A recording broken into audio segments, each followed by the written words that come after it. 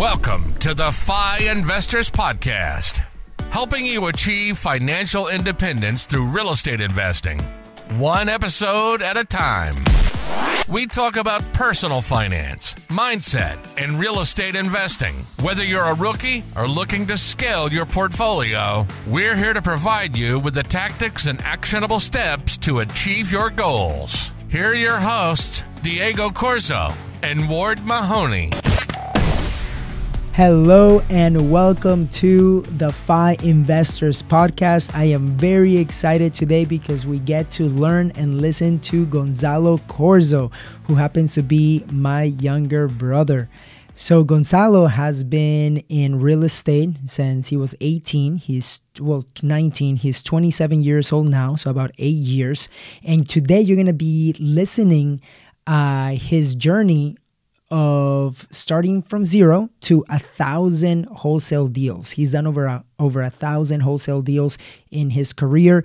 You'll get to hear too one of the really cool stories of how he had the decision to either volunteer at one event when he was 19 years old or take his finals at his first semester in college. And you'll get to hear if he made it back to college or not. So this is an incredible story. My brother, throughout his journey, he's full of wisdom of what's been a roller coaster ride of working for free, then having a business partner, then dealing with everything that happened in the last year, right, with the market changes. So you'll get to hear his perspective on his business, on wholesale business, and also we go deep on conversations of ego. And what it means to just be doing deals, just to do deals, either for ego's sake or actually doing to benefit the bottom line. So this is an incredible podcast. I'm super excited. I know you guys are going to learn a lot. So huge shout out to my brother Gonzalo and Cash Geeks in Jacksonville, Florida. And I'm super excited for this podcast. Also, please, guys, all of you guys listening, if you guys find these podcasts valuable, please leave us a rating and review on Spotify or on iTunes so that we could continue to spread the message and help other people. If any of you guys have any questions, please reach out to me on Instagram at @RealDiegoCorzo and check out thefiinvestors.com. We also have a free email course now. You guys can check out at keys2fi.com. We have 6 days of a lot of free content on the 6 keys to achieve financial independence. So with that, let's get started with Gonzalo. What is up, Ward? How are you? Welcome to another FI Investors Podcast. What's up, Diego? I'm excited, man. We've got Gonzalo today, Gonzalo Corzo, your brother. Super excited to jump into it, man. This is going to be action-packed. Yes. Gonzalo, how are you? Welcome to What's the FI Investors Podcast. Super excited to be here, guys. Thanks for having me on. Yes, dude. I am super excited to have you here, of course, because I've known you literally your whole life.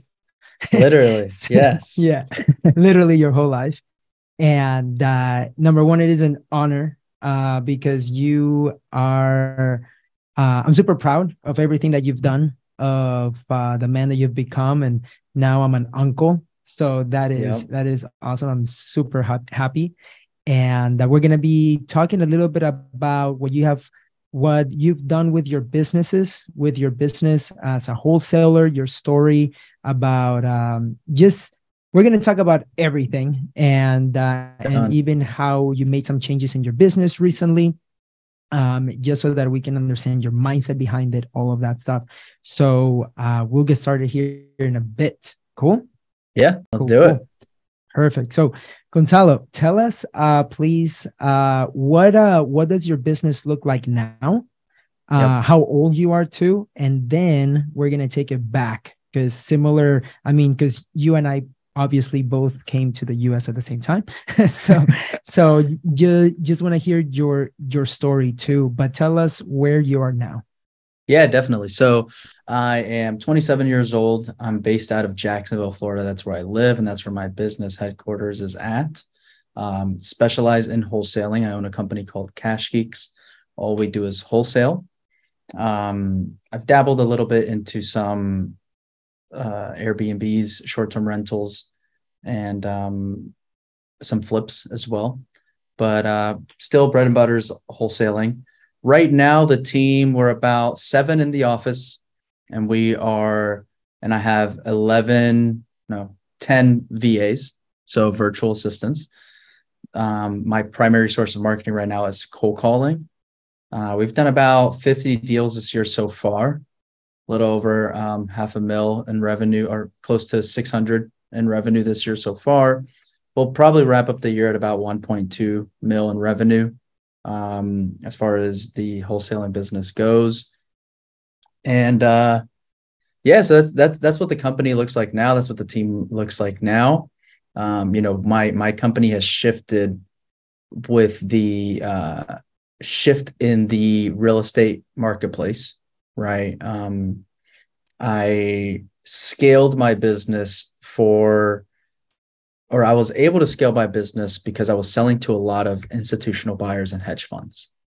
And when the interest rates spiked up, they were probably one of the most affected in this space. And because of that, they instantly stopped purchasing. Because of that, my business got very impacted. And so, had you asked me this question a year ago, over the past or last year, we wrapped up a little over 4 mil in revenue. We did 293 deals last year. The year before that, we did 308 deals, did a little bit over 4 mil as well. So right now, my goal in my wholesaling business is to just stay lean and mean. Incorporating the model of profit first and staying a super profitable business. And that's kind of where I'm at right now. Just had a baby, right? Had a baby in December. So he's 7 months now.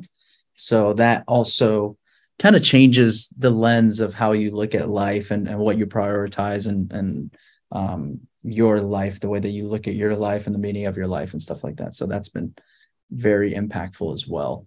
Yes. And we're definitely going to talk about that too. But and then we're also going to talk about how you made that shift, right? I know that it was due to the hedge funds, but then what was your thought process throughout it? But right, if you can take us back to tell us like a little bit about your story of how you got started in real estate, because both you and I have a very similar background on that aspect.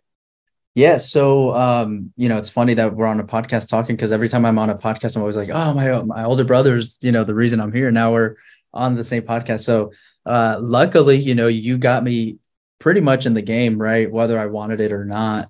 I was 18, going to community college, wanted to be a police officer. Diego, you were going into had already had some success, a little bit of success in the real estate industry as far as just getting started. Your life was changing, and you reached out to me and were like, dude, there's an event happening. You need to be at this event. And I saw that event as like just a free weekend to hang out with my brother, right? Like that, we have always been pretty close. And so at that point you were already in college, and then you moved away. So we didn't really hang out that much. And so you were like, dude, I'll pay for your ticket, and mom will pay for your flight, or vice versa, one of those. And I was like, yeah, screw it. I'm in. I'll go to this event. It was in Reno, Nevada. And when I got there, I was late to the event, right? I missed the first day, or I missed the first half of the first day because I missed my flight, because I didn't really care about being at the event. And so as soon as I got there, that event really was what totally changed my mindset. And I didn't know what I didn't know. Right. And that was the most important thing about that event. That event didn't really teach me too many crazy things. It was just more of, it taught me that I didn't know anything about success, money, becoming a successful individual. I just thought that was something that happened through education, right? The more educated you are, the more successful you are. And so I was exposed at that event that you can learn how to be successful, not just go to college or go to school, right? Like success is something that you can learn, not something that happens by default by just getting a super sophisticated college degree, right? And so that was what intrigued me about that event. At that event, I heard people like David Osborne speak. Hal Elrod was there. David Green was speaking. He was still a police officer at the time. And I wanted to be a police officer. That's what I was going to school for. And so it was just super interesting to hear him be like, yeah, I'm a full-time cop. And then I'm investing on the side. I'm increasing my net worth and blah, blah, blah, blah, blah. So this was 2014, super long ago. And after that event, I realized I needed to learn what success is, learn financial literacy. And I read a book called Rich Dad Poor Dad, right? Thanks to you guys or Diego, right? You were like, dude, read this book, whatever. Yes. But Gonzalo, I did tell you to read Rich Dad Poor Dad even before, like Correct. years ago. Yes. Prior to that. And you're like, no, I'm not going to read it. You're going to do real estate. You're going to be the successful one, quote unquote, in the family. I'm just going to go be a cop and relax. Yeah. Right. So what happened was in the real estate industry, our family comes from the restaurant industry, right? So the restaurant industry is very, very hands-on, right? And so when you're a small restaurant, still self-employed, right?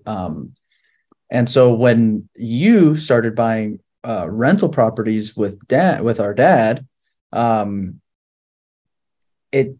this was like my senior year of high school, but really like my freshman year in college. Right. And I could see it because my dad just always, he always needs a helping hand. Right. And so he was just like, he would call me, hey, when you're out of this school or if you're not busy, I need you to go to Home Depot, pick up this paint, drop it off at the house. It's got to get a turn or whatever. Right. And so I quickly saw, I didn't want to be in the restaurant industry because I had worked in the restaurant industry since I was like 8 years old, technically. Right. And I was like, I'm not going to do that.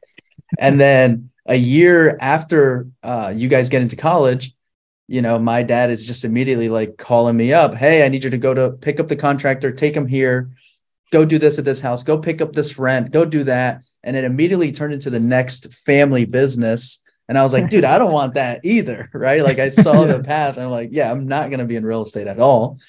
And then, you have always excelled, right? In whatever you've done. I was never really, I was similar in a way, but I excelled in different things, right? Never really excelled too much in the like academic curriculums, right?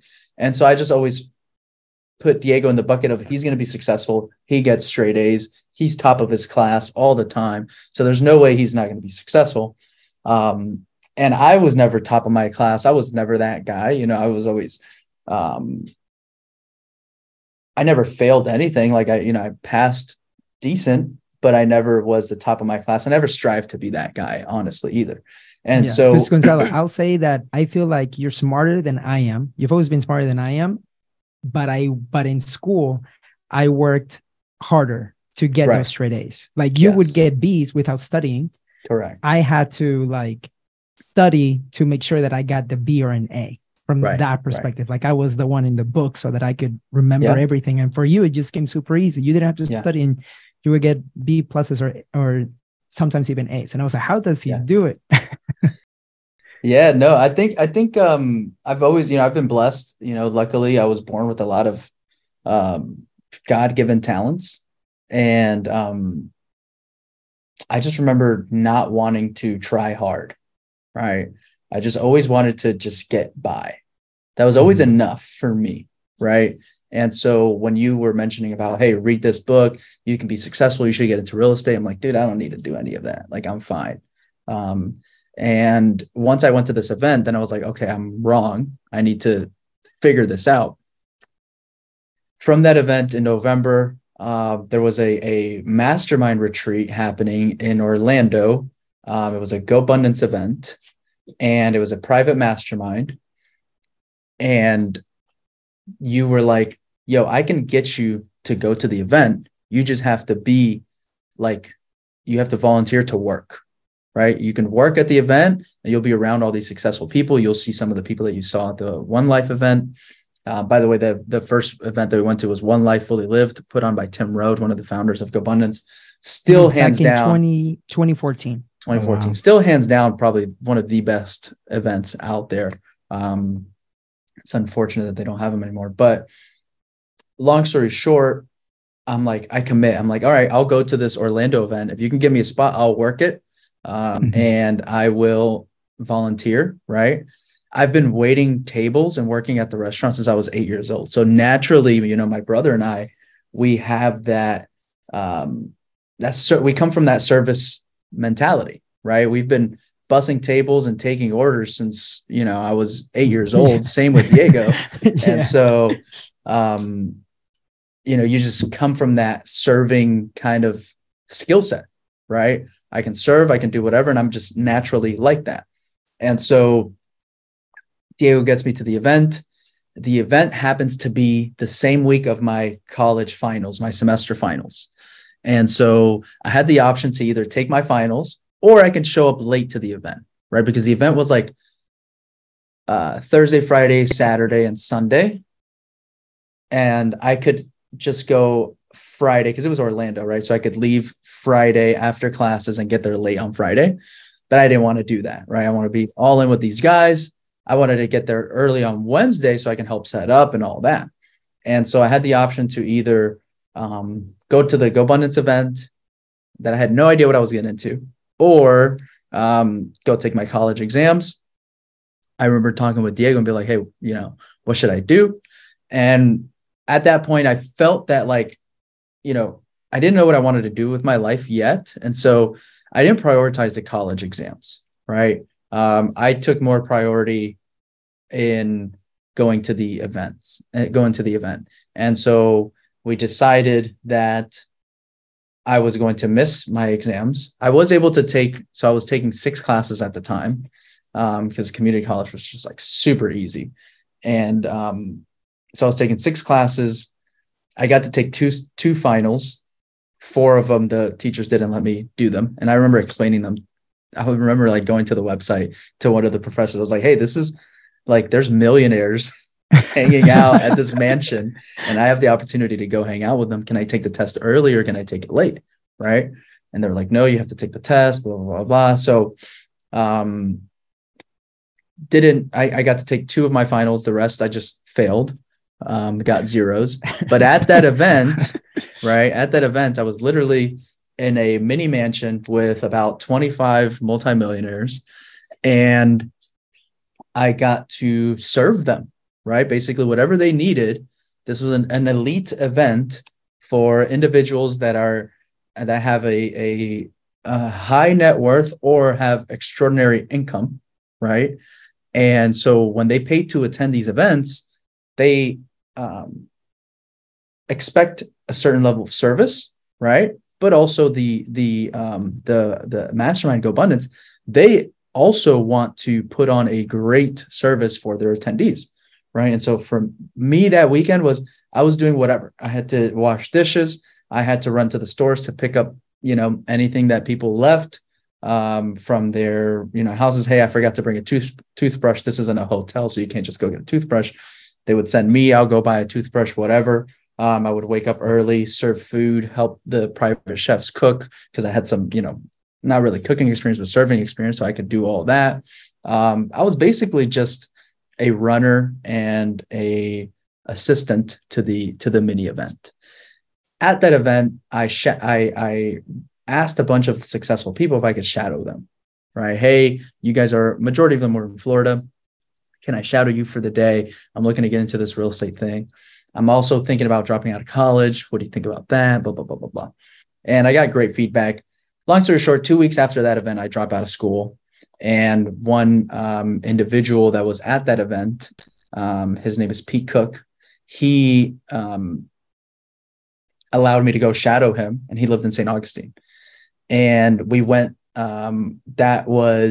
November was the event of One Life.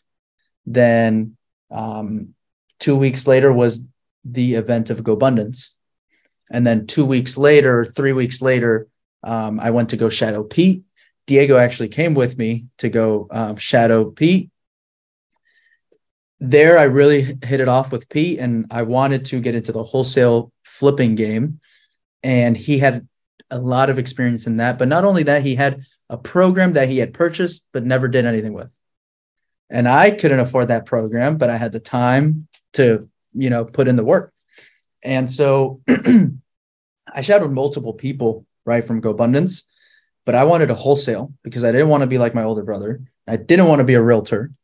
And it was just because I don't want to be like Diego, right? I don't know what it was, but like back then I was just like, I'm not going to follow the same footsteps as Diego.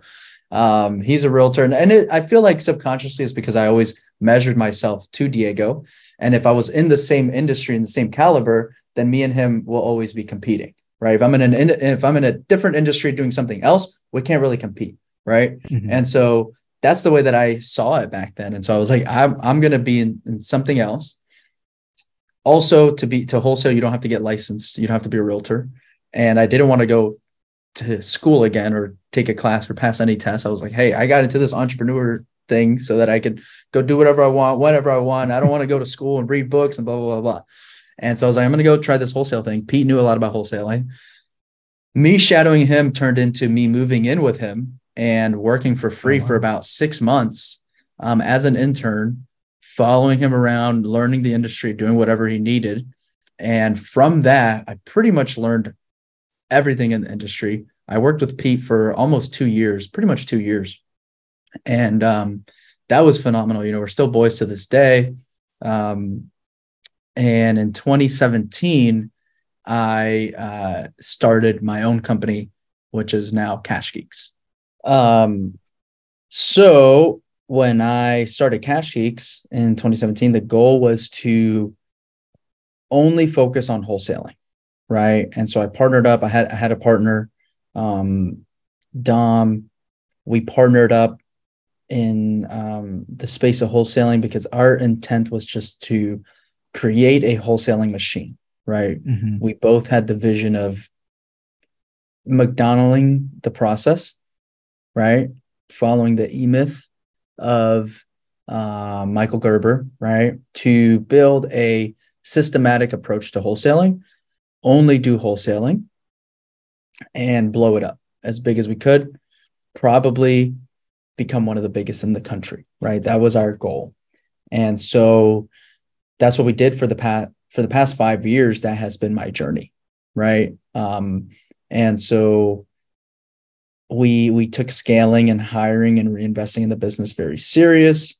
We got to the point where I had, over the past 5 years, 5.5 years now, we've done over 1,000 wholesale single family deals. I got to the point at our peak, I had 29 in-house employees, W-2s. I had about 40 VAs, virtual assistants, doing cold calling. And, we were doing hundreds of wholesale deals. The lessons from that journey was to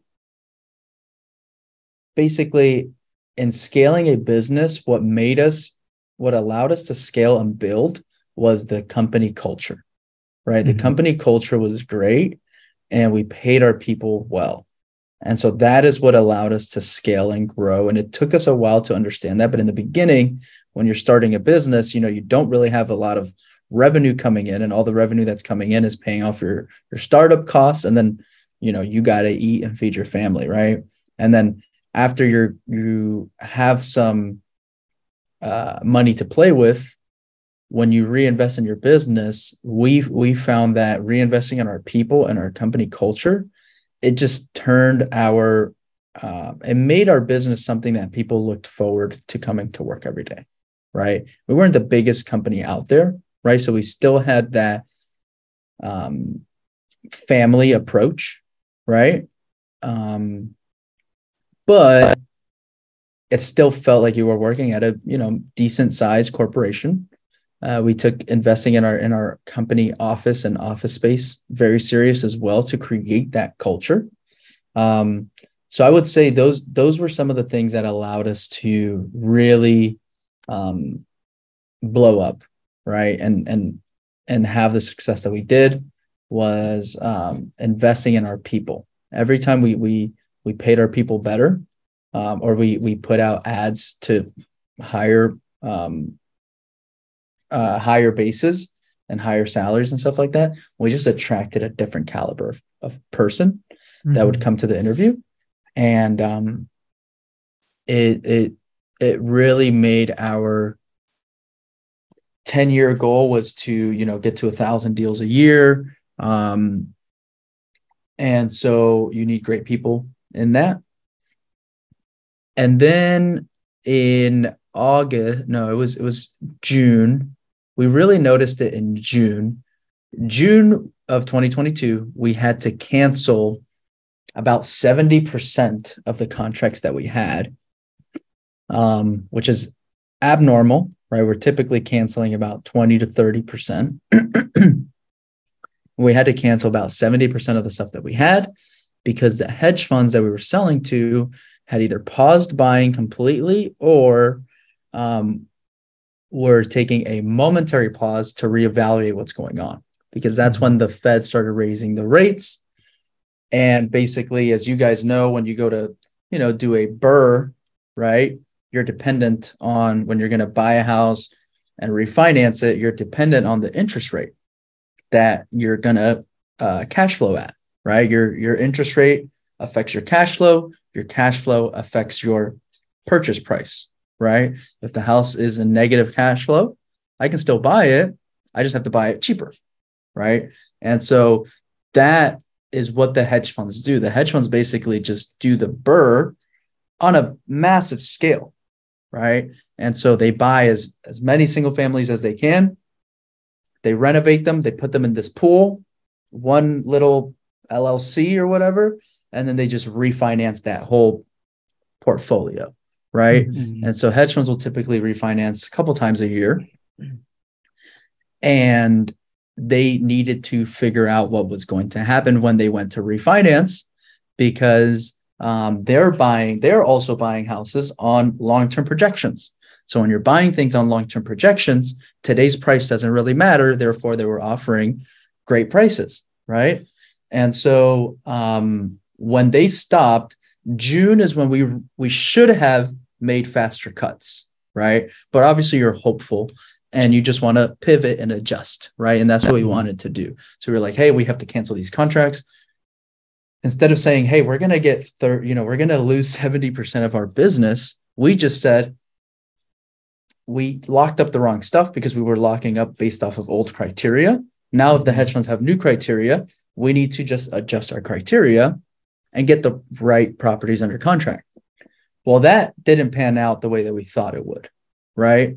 What ended up happening is the hedge funds continuously changed their buy box and continued to turn off or offer lower, because we were selling to about 15 at this time. And then, 2 would go, hey, we're not buying right now. Hey, we're paused for a week until our higher ups determine what is our, what's going to be our new practice. And then we'll be back on, right? Or another fund will say, hey, we're still buying, but don't send us anything older than 1990s now. They used to buy 1950s and up, right? And they're like, hey, don't send us anything older as 1990 for now. We can still buy those. Anything older, we're figuring it out, right? Then what happened was we have to update our marketing. And then in wholesaling, you have a life cycle of a deal, right? Of when you get a seller, it's not like as soon as I update my marketing, now we're getting those contracts, now we're ready to go. You kind of got to cipher out the old marketing, get the new deals in. And there's, typically about a 30 to 45 day timeline before you actually start getting contracts from your marketing. And keep in mind, we were heavy W-2s. And so we were just bleeding. Luckily, we were making a ton of money also. So we had the ability to, keep paying these salaries. We obviously had deals in the pipeline, so it was okay. But this kept happening. So things kept getting worse and worse until about October, right? In October, that's when we were like, okay, this isn't changing because it just got worse, right? Hedge funds would be like, hey, send us everything 1990 and newer. A week would go by. They're like, hey, don't send us anything. We're not buying right now, probably until September. right? And then it would just keep getting worse and worse and worse and worse until everybody was just paused. We're just not buying. Why? Because the Feds kept raising the rates. And it was just like, hey, if the Feds raise it once and they're not going to raise it anymore, now I can change my buy box and I can commit. But if they raise it today and then in 30 days they're going to raise it again, I don't know what's going to happen. So every time there was a Fed rate, it would get worse. Fed rate hike, it would get worse, right? Couple would turn off. Their buy box would minimize the opportunity that we could send them, or they were just offering super low, right? And so that basically stops. So we're like, hey, we have to pivot. Let's go back to our mom and pop investors. Let's go back to our flippers, our landlords, our local buyers. We were in 15 markets at this point. And so it wasn't about October, because we had been trying to just change with the times. In October, at that point, we unfortunately had to make a decision on, hey, the times aren't changing, right? The hedge funds aren't turning back on.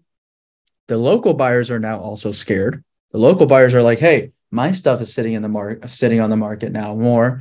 I don't want to pick up a new project anymore until this one sells, or I'm just going to wait until next year to see what happens. I'm already busy. I bought 3 houses, right? I kept buying, or, some investors would say I would keep buying, but I have 4.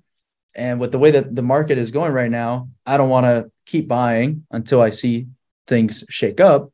So we had about 29 employees on payroll, or 27 at that point, because we slowly started getting rid of the people who weren't performing, right? Because now you're worried. Before, you're just optimistic and you're just looking up. Now we're checking our bottom line. All right, what's working, what's not?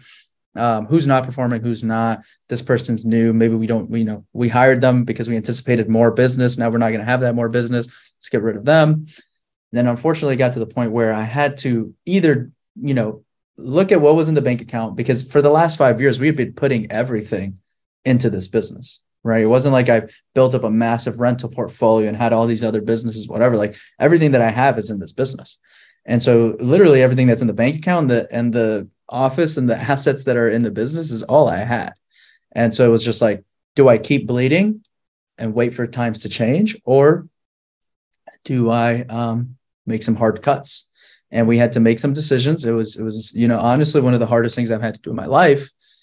But we had to make some drastic cuts, and they seemed drastic because we waited so long. It wouldn't have seemed as drastic if we started making cuts in June, right? Which is when we should have. But at the end of October, I literally cut like 16 people in one day. It was horrible. Yeah, it was horrible. But it's because we were just waiting till the last minute. Like, I will happily take care of my team. If I'm taken care of, then I will prioritize my team and my company, right? Then when taking care of me became questionable, then it became, if I can't take care of me, I can't take care of my family. And if I can't take care of me or my family, then I can't take care of this business. So I have no business anyway if I keep bleeding and keep, shelling this out. So I had to make the tough decision of, hey, we got to make some cuts. And that kind of shifted the way that I envisioned scaling and growing the business again, right? Because of that change of the end goal for me, that also changed the way that me and my partner at the time aligned with what our goal was with the business, right? The reason why me and him were great business partners in the past was because we had our visions aligned, right? Our end goal aligned. And that's one of the tips that I give to everybody with, if you're going to talk about business partnerships or whatever, it's like, what is the end goal and what is the vision? Mm-hmm. If both people are on the same page, then things work out. If one person is like, yeah, I want to, my goal is to do X, and then another business partner is like, my goal is to do X. Oh, we should partner up and figure it out. Like that, those business relationships tend to not work because people want different things. And when you have a vision of here, everybody knows that as issues or problems come up, because they're going to come up, if you have the end goal in mind, you kind of handle things similar. If you have one person has one end goal and the other person has another end goal and an issue comes up, you're going to want to handle the issue separate because you have different end goals in mind. And so that's kind of what shifted in my life, really, was more of like, I don't want to rescale it and build it again just to do it. Right. I have enough lessons learned and enough relationships out in this industry that I can think about what I'm doing instead of just, having that muscle memory of, okay, we shrunk. Okay, now let's go higher again. Let's do it again. Right. It was just basically evaluating what has happened in the past 5 years. How much money did we make? How much did we put into the business? Do we want to do it again? Do we want to do it different? Whatever. And it just led to me buying out my business partner. So I ended up buying out my business partner January 31st of this year, 2023. And we still own rental properties together, still communicate back and forth. It's, we're still great friends to this day. Nothing bad happened, right? It was just more of like, we're both just very emotionally mature, where it's just not a emotional decision at all. It's just like, hey, this is where you want to go with your life now, and this is where I want to go with my life now. Things don't really align, so shouldn't really, be partners anymore. And so that kind of led to that. And then now my goal is to have the team run the company, right? My leaders in the team now run the company. But also, like, I've figured out that like wholesaling is one of those things where, like, if you're lean and mean, it's easy. And if you're super scaled, because I got to the point right at the end where before everything shifted, I got to the point where I was very passive with the wholesale side. And I was taking on the true role of the visionary, which was being the face of the company out there to the public, and then just focusing on company culture, focus on new relationships, starting potential new business ventures, stuff like that, right? I was really entering this role of the visionary. And, it got to the point where we were hiring people, and, I didn't know these people that we were hiring. Like, I'd get to the office one day and somebody would be in the office and like, hey, I'm the owner of the company. Good to meet you, man. Welcome to the team. Right. And it was day one. Like, before, it was just like, I was doing the interviews. I knew everybody. I was making all the decisions. And so that was really, really interesting, but it didn't get there. I didn't get there until like 5 years into it with 40 employees. Mm-hmm. And so, and because I had a great business partner. Right. And so, I've realized that in wholesaling, at least this is my opinion, right? There is no middle ground, right? You either have to be lean and mean and small so that it can be kind of passive in a way, and you're maximizing. You have really great bottom lines on your revenue that you're bringing in, or you have to go super big. If you're in between, then you're not really making any money. You can do a lot of business. You can make a lot of deal flow, right? But I don't want to do deals just to do deals. And I feel like the younger the younger me didn't really care about money, right? I didn't really care about the bottom line or money or profitability or whatever. I just cared about how big of a business am I building? How many deals are we doing? And what is the experience that I'm learning, right? And how can I use that to get me to the next level? Mm-hmm. But I was treating it like a startup without startup investors, right? It was just self-funding, right? Mm-hmm. And so it took us, if we had a ton of money in the beginning, it would have taken us a lot less than 5 years to get to where we got, right? But we didn't. We were just self-funding the whole thing. And so I say all that to say, I'm in the position where I want to just keep the wholesaling business right now. At least is where I'm at in my life right now. It's just lean and mean, right? Like, mm-hmm. We'll probably do about 100 deals this year, right? So to somebody who's done, 300 plus deals multiple years in a row, that seems low. To somebody who's like doing like 15 deals a year, that's like, holy crap, that's crazy. That's awesome, right? Obviously, I have great team members. I kept my freaking studs, and I have all the systems, processes in place. We've done it to probably one of the best in the country to do it, right? As far as processes, systems, deal flow, handling everything. And so that's where I'm at now in my career, right? Started flipping a little bit of houses now too, because of when you're lean, you have more time to do creative stuff and to kind of veer from your one thing. Mm-hmm. When you're scaling and growing and trying to be the biggest and the best in whatever industry it is that you're in, you have to focus on that one thing.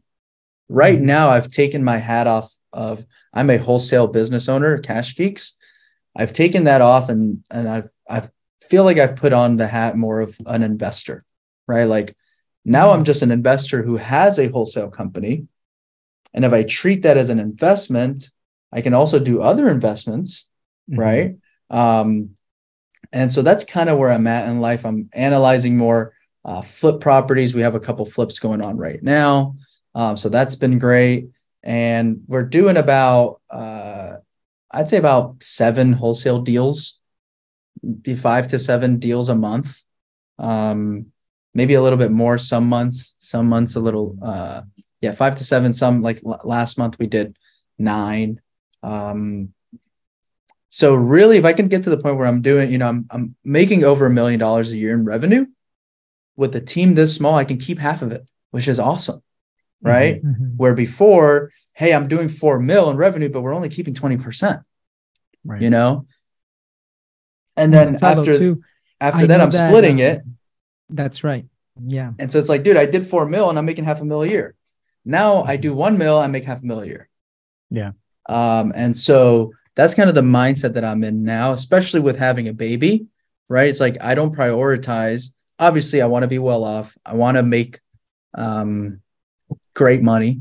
And I want to be able to keep that lifestyle that I have and be able to invest money. And now I'm doing some hard money loans on the side and stuff like that. Right. But I also don't want to, I'm no longer labeling deal size, like deal volume as my success.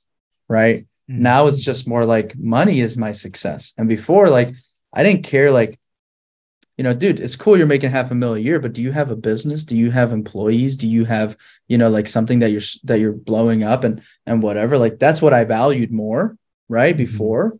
And now I'm just valuing bottom line and like, how much are you really keeping? Right. It's like, oh, you guys are doing 1,000 deals a year. Hell, that's amazing. I've tried that. And I know you're probably keeping 10 to 15%. Right.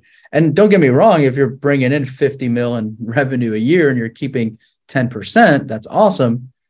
But I don't want to do that anymore. That's not for me. For me right now, it's how can I make $1 million a year in revenue and keep as much of it? Because the headaches of trying to do more than 1 mil in revenue, it's a lot. It's a job, right? I had a job for the past 5 years. And just like, Wednesday of this week, I told the team, hey, guys, I'm not coming in today. It was totally sporadic. My wife and I were planning a trip to Universal. And we were looking at the dates and it's like, oh, we can't do this day. Like, we can't do that date next week. It's like the most perfect day, honestly, is like today. Right. And it was like 7 a.m. And we were like, oh, that's awesome. Shit, let's just go today. Right. Like, hey, my mother-in-law watched, our baby. So we're like, hey, let's just go today. And so we just took off that day. And like, when I had 30 employees and trying to, do 10 mil in revenue a year, like, you don't have those days. Right. If I did have days off, but they had to be planned. I couldn't just say, hey, I'm out today because maybe I had a manager that was out or somebody else that was out and I had to fill in those shoes or whatever. Right. And so I could still take days off, but it had to be super planned. And while I was off, I'm still working 24/7. Right. And now when you have a team of 7 or 6 studs, right? Like, they don't bother me. They don't call me. They don't, because you're only managing 15 deals anyway. Right. And they've handled hundreds. Yeah. And And Gonzalo, it's incredible to see that journey and how you've transitioned, because you and I have also had some conversations of like that identity or like things that you value, right? In the beginning, it was the deals and all that stuff, and how big you can grow the business. But what people might be thinking is that, oh, you were making 4 million plus, but what you didn't mention as much is that for multiple years of that journey, you only paid yourself like 30,000 or 50,000, and you didn't really pay yourself until like 2021 when you were actually taking money home. Before that, you just reinvested it into the business. So I remember you telling me that one year you took home like 50,000 or something, and then the top sales guy was making over 300,000. Right. And it was more from the perspective of you reinvesting in the business, trusting that process. And now you can reap the rewards of all of the systems and the knowledge, and you being able to have the team that trusts you to be able to actually be able to do maybe a third of the deals that they were making before, but the bottom line is much more. Correct. Yeah. And that's really important. Really important. Yeah. And Gonzalo too, what was it specifically that gave you that mindset shift from just going, as many deals as you possibly can to just going lean and mean? All right. So I would say it was multiple things, but number one was like, when you have a run rate, right, and you see like, hey, the market is going to be fine for the next 5 years. I got 5 years to F off. So let's do it. Right. Yeah. Right now, nobody knows when the market's going to just come crashing down. And so right now is not the time for me to go reinvest and go crazy, because I don't know when it's going to be back on the upswing. It's still weird, right? It's still a weird market. It's not like, oh, the winter was, the feds are good, everything's paused and we're fine, right? We're still feeling it, right? Correct me if I'm wrong. I don't know if you guys are feeling it, but at least for us in the wholesale industry, right? Like buyers are still being conservative. Sure, there's still activity now, but nobody wants to buy houses for as expensive as they were buying them before. And sellers don't want to sell houses for a lot cheaper than they were last year. And so we're kind of in this stalemate of like, not a lot of volume is happening, right? And so because of that, this is not the time. Like in a downturn right now, it's not the time to be spending a lot of money on things that aren't going to make you immediate results. When you're heavily investing in your business and your company, a lot of it is investing in the future, right? And it's not just you're investing in marketing, right? And even in marketing, right, you can spend a ton of marketing and it still takes time to pan out. But if you're hiring employees or building an office or doing whatever, like you don't see those returns for a while. And right now, number one, I don't feel like I have the run rate to rescale that, right? I don't know if tomorrow, like, hey, I know people have been talking about the market crash. It kind of took a year, but now it's actually crashing, right? Or whatever, right? Yeah. And so I don't have that certainty of tomorrow, of next year is going to be great, blah, blah, blah, blah, blah, right? Right now, I'm in that position of like, I'll believe it when I see it, right? If that makes sense. And so that's one of the things. Another one is, I talked to a couple of my mentors, right? Or people that I look up to and who had gone through something similar. And, they were all in the position of, I had a massive business. I was doing great numbers. Then the market crashed. I lost everything. I went bankrupt.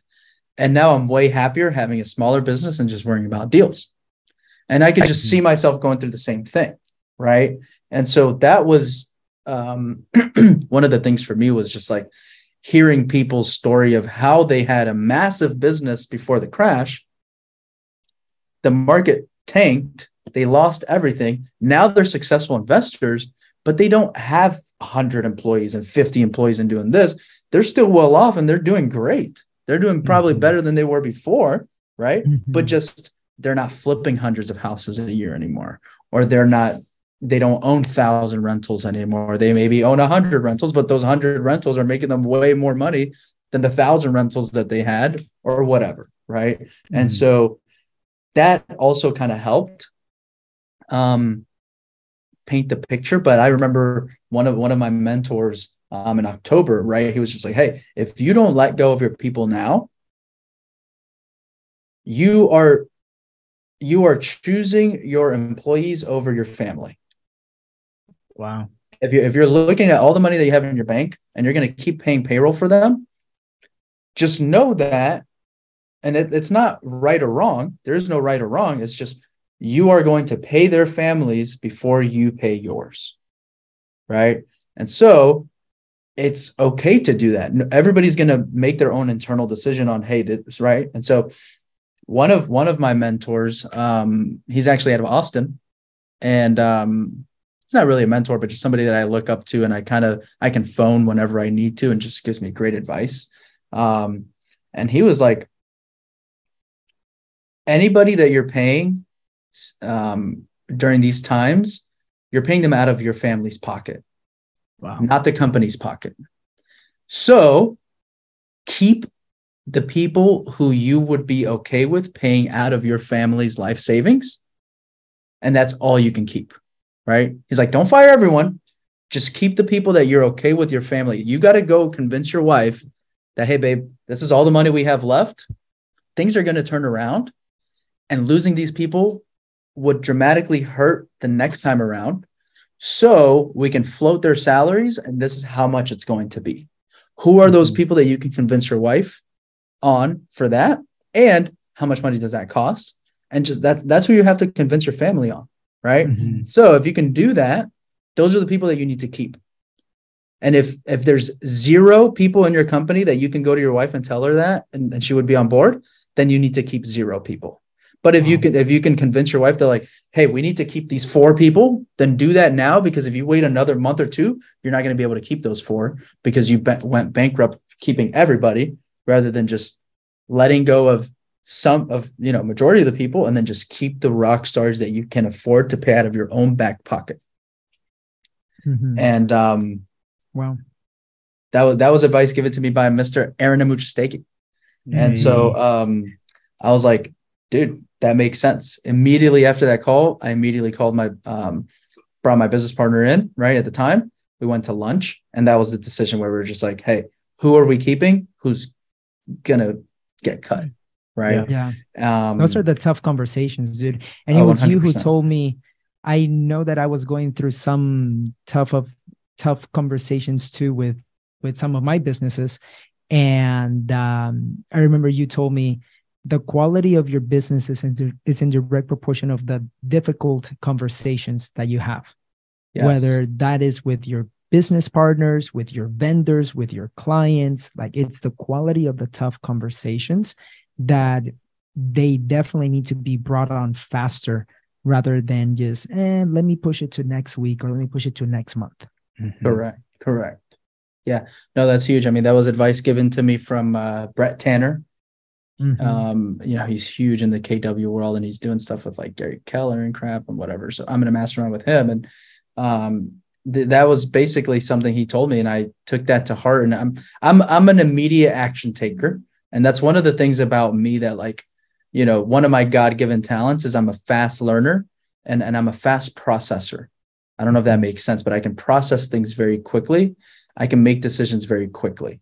And so when I'm given advice, I can take that advice, internalize it, and make my determination if I'm going to use that or not within the first 5 minutes of you giving me the advice. Right. Mm-hmm. I can run scenarios in my mind. I can be like, oh, this makes sense. This makes sense. Blah, blah, blah, blah, blah. Cool. This is what I need to do. And I will immediately take action on it. That's one of the things that I feel makes me who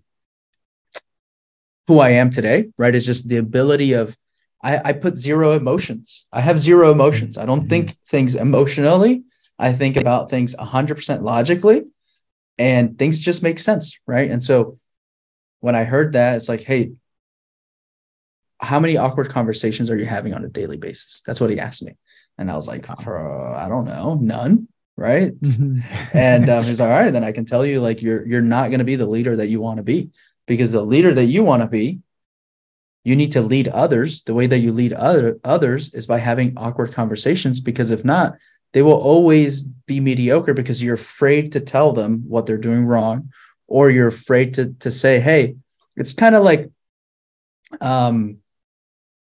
someone in the office is running late every day, right? But it's not too late every day. So it's not like, do I say something? Do I not? They're performing, blah, blah, blah, blah, blah. Let me not say anything, right? But it's just like, hey, just have that conversation. Hey, listen, I know you're a rock star, but you're running late every day. We need you to be on time. Cool? right? Just stuff like that, right? And it can be that little, or it can be something major, right? But having those awkward conversations is what moves the needle on a daily basis. And once you start owning that, I feel like that's why you hear stories of like people like Steve Jobs or people like Elon Musk's, like all these super successful business owners, people put them in this bucket of being like a dick or being an asshole, right? And it's just like, you're not always a bad person. You just don't have that much time, or you're trying to move things as quickly as possible. We don't have time for emotions. And they have awkward conversations immediately, right? It's like, hey, we're doing this job interview. Okay, this is what I need done. Or you can't do it. In a job interview, what do most people do? Most people are like, hey, he came here. I can tell in the first 3 minutes that this person is not going to be great, but I don't want to be disrespectful and I don't want to just cut this in 3 minutes. So I'm just going to do the whole job interview, take my 30 minutes and then not call them back, right? But what would somebody like an Elon Musk or a Steve Jobs do or whatever? They just be like, hey, 3 minutes in, I can't. Hey, thank you for your time. We're moving on, right? Just things like that. And so like, that doesn't necessarily make you an asshole or a bad person. You just have to do what's awkward all the time, right? And so if you do, because you know other people are thinking emotionally, so therefore you start thinking emotionally, it becomes awkward, so you don't do it, right? This whole like past year of my life has just been having awkward conversations and doing awkward things and things that like, it feels weird when you're doing it and it sucks, but you know it's the right decision, right? And so I feel like I'm a better man because of it. I feel like I prioritize my family more because of it.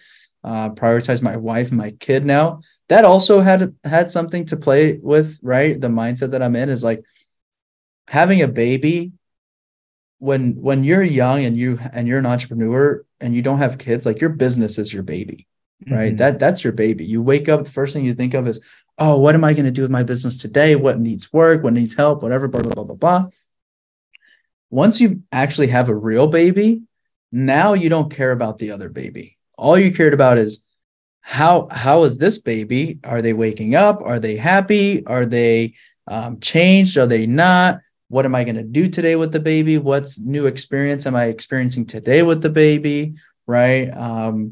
And so like now all I care about is spending time with my wife and my baby. And so that forces you to, at least me, to change my business, because before, the way that I looked at it is like a startup business has a, I guess a plan, or not a plan, but like, you know, there's you don't reinvent the wheel for a startup massive business, right? If you see the path of all of the super successful massive businesses, they all had a really rough couple of years. They all needed a ton of money, and it took them 10, 15, 20 years to make it, right? Most of the overnight successes are 10, 15, 20 years in the making, right? And so I had that mindset of, that's the business that I want, so I have to manipulate my life around that path, right? So now I'm kind of in the mindset of, what do I want my life to be, and how can I manipulate my business to work for me, right? And that's very hard to do when you've also, in order to sell yourself the dream of the path of the startup and building a massive business, you kind of have to talk crap and sell yourself that the other way is wrong. The other way is not the right way, right? And so you have to tell yourself that I was wrong for the past 5 years.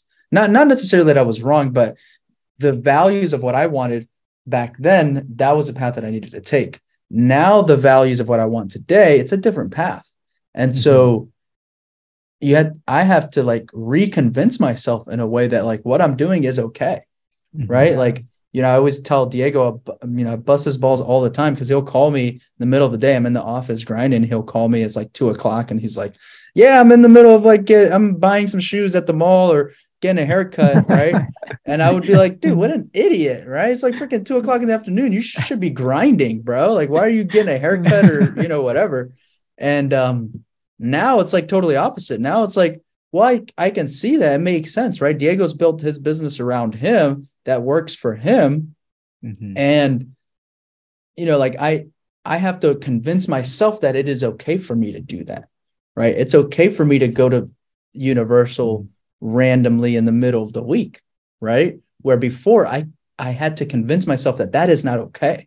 If I want the goals that I want to achieve, I can't even desire that, right? I need to want the hunger of the grind, because if not, then you're going to hate building a massive business, because it's just a grind 24/7 until you get to the finish line, right? And so that was the hardest part during this, was like changing my identity and changing who I am, to disassociate my values of what I, you know, the baby that I had, to now, you know, hey, what are my priorities? Time with my wife, time with my baby. And so now it's just like, how little money can I make to have time with my wife and time with my family, as opposed to, I want to make $1 million a year, right? And now I don't necessarily need $1 million. I never did in the past anyway, right? But now it's just like, dude, if I can make, I know this is going to sound weird, but not weird, but most people are like, dude, I want to make, you know, 500 grand a year, $1 million a year. It's like, dude, if I can make, I've run the numbers. If I can make 225 grand a year, right? That's all I need to make. And so, and if I do that, I can figure out how to, or at 225 grand a year, that pays for my expenses. That gives me some spending money. That gives me some money to invest into paying taxes. So how can I now make that with working as little as possible? So yeah, if I worked a lot more, I could go make $1 million, but I don't need to work a lot more, because I just need to make 225 grand a year so that I can spend time with my family.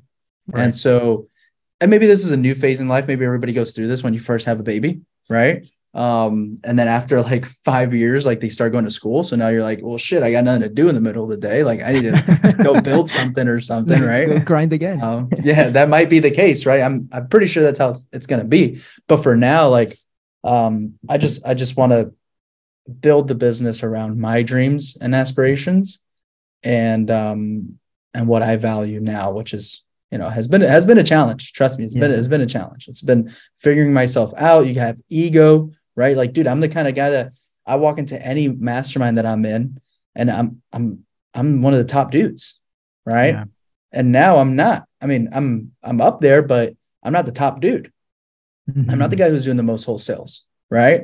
And now it's like, you have to get out of that, because you value that so much, right? Ego and like, that's all, deal volume is all about ego, because you're not making any money. I mean, don't get me wrong, you're making money, right? But it's like, I'm not going to do this for ego. I'm not going to do this for people that I see once a quarter, that I barely know, that is just, we're just getting together once a quarter. We all help each other out in the businesses. Then we go back to the real life. And I don't see these people for another quarter, but I'm busting my ass so that next time I see them in the next quarter, I want to be the biggest guy in the room. No one's worried about how much we're making. Everybody's like, how many deals did you do? Right? Oh, I did 480 deals. Damn, you're fucking crushing it. Yeah, 480 deals. Maybe you made, you know, 500 grand in your pocket. And so the person who's doing 50 deals also made 500 grand in their pocket. And no one cares about that guy doing 50 deals a year. But they're making just as much, and they have way more time, and they're probably enjoying life way more, right? Like I on my stories, I see people like golfing in the middle of the day. I'm like, these idiots, why are you golfing in the middle of the day? You need to be working, right? And now I'm like, dude, I just want to go golf in the middle of the day. Yeah. And it's a different kind of mentality. And of course, Gonzalo, you also, I mean, the wisdom that you have, you're freaking 27 years old. Right. And you like all of those things that you just went through is stuff that potentially people by their 40s are the ones that have experienced that. Right. Thankfully, with the right people, with the right circle, with the right mastermind. And one thing that you haven't mentioned is that you invested into multiple mastermind groups as well, like $20,000, $30,000, $50,000 on coaches, on like multiple times. And that is the person that has led you to number one, become that person that's been able to achieve that, but also have those realizations of like that transition of going, like being okay and realizing the ego, right? Because recently we've had some like deep conversations about life and changes and all of that. And it's really cool to see the like the analysis of yourself, because a lot of people will not ask themselves those tough questions, and sometimes they're aware of it, but they just diminish that. They're like, I'll deal with that later, right? But you are the ones that, like, I know that you took a couple of days from work to just go to a coffee shop and just think about what you want for yourself and everything, and that's something that not many people are willing to do, to reassess their lives. Right. And being okay to going back, let's say, into that other mastermind and be like, hey, that was me. I was making 300-400 deals a year. But in reality, this is what I want now. And this is me. And you're much happier with it too. Right. Yeah. Dude, Gonzalo, I know that we have gone like over the hour. I know, dude. I want to respect your time. So we are gonna skip the lightning round this time, and we will have you back. And on that podcast, on that episode, we'll definitely ask you the lightning round. But Gonzalo, thank you for your time. You are an amazing human being, not only because you're family, but you've always given your time to help others. I know, just like others have helped you. But can't wait to hang out again, see Matias, and yeah. That was dude. I'll be in Austin. I'll be in Austin in about a month, so we'll definitely link up. Yeah. Gonzalo, just thank you so much for coming on, hearing your journey. I know we met, I think it was almost 3.5 years ago, and kind of seeing where Cash Geeks has gone and seeing what you're doing and how just the evolution of the business and also the evolution of your mindset, which we just jumped in, is motivating as hell. And I can't wait to go back and re-listen to all this. There's a lot of great nuggets. Yeah. So awesome. I hope it was a value. I feel like we touched on a lot of things. So no, for sure. We touched on a lot on your journey. And I also have to say, Gonzalo, that the reason, like, the conversation that you and I had in the car while we were in Florida one day is the reason why Ward is here. Like, part of my team with like FI investors and everything with the integrator and everything that we're trying to build together. Is because of that conversation that you had. Is like, dude, I think I'm going to hire Ward. And I was like, no, I want to hire Ward.